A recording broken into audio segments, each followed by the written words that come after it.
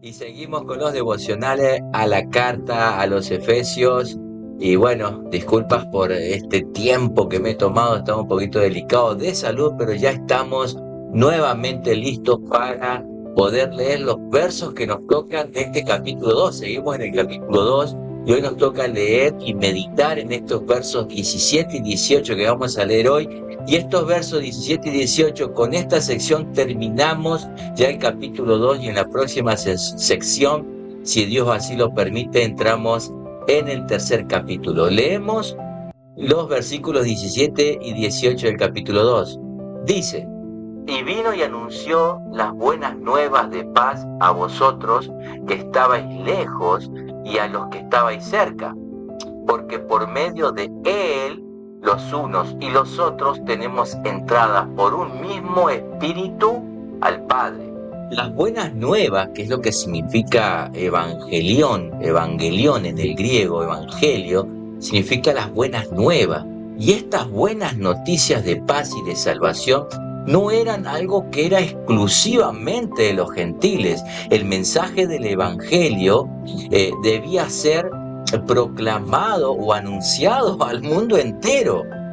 ¿Y por qué? Bueno, porque Dios determinó en su plan divino que muchos gentiles iban a conocer o conocerían y serían parte, formarían parte de la familia de Dios.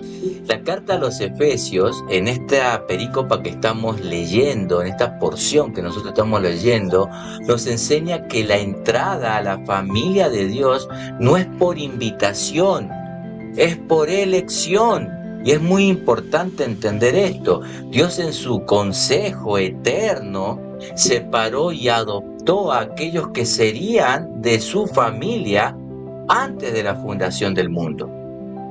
Digamos que en su plan de redención ahí en la eternidad pasada, estaba que por medio de la obra de Cristo en la cruz del Calvario, estos elegidos, tanto judíos como gentiles, pasarían a ser reconciliados en un solo pueblo con Él, o sea, con Jesús, en un solo cuerpo. Por lo tanto, existe un solo pueblo, uno solo, no hay dos pueblos. No existe tal cosa que Israel por un lado y la iglesia por el otro. No hay dos pueblos de Israel y la iglesia, es un solo pueblo. Y ese solo pueblo es el pueblo de Dios, es el que Dios salvó.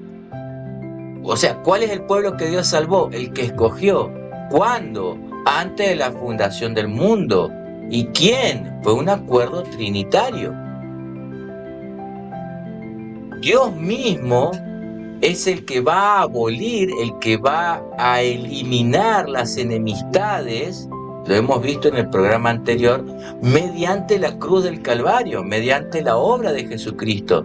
Por consiguiente, es únicamente por medio de Cristo Jesús que los judíos y los gentiles tienen entrada a través del Espíritu Santo hacia el Padre. El Nuevo Testamento presenta que Dios tiene un solo pueblo y que este es antes de la fundación del mundo, que Él nos escogió. Recuerden o repasen el primer episodio que fue, el primero o el segundo episodio que fue el capítulo 1, que leímos versículos 4 y 5. Entonces, este pueblo no es de exclusividad judía, como creen hoy en día que son el Israel de hoy, del siglo XXI, el Israel que está en guerra hoy, que muchos dicen que Ucrania o que Siria no está en guerra con Israel, sino que está en guerra con el Dios de Israel. Tenemos que tener cuidado porque el Israel de ahora no es el Israel espiritual en la cual el apóstol Pablo habla en Romanos capítulo 9, capítulo 10 y capítulo 11.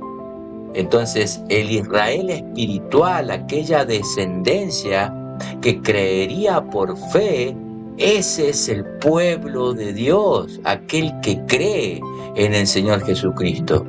Únicamente es por medio de Cristo que gentiles y judíos tienen entrada al reino de Dios y por medio del Espíritu Santo. Y ambos pueblos, que es uno, que Pablo nos enseña acá que Dios hizo un solo pueblo, ambos van a pasar a ser parte de la familia eterna de Dios.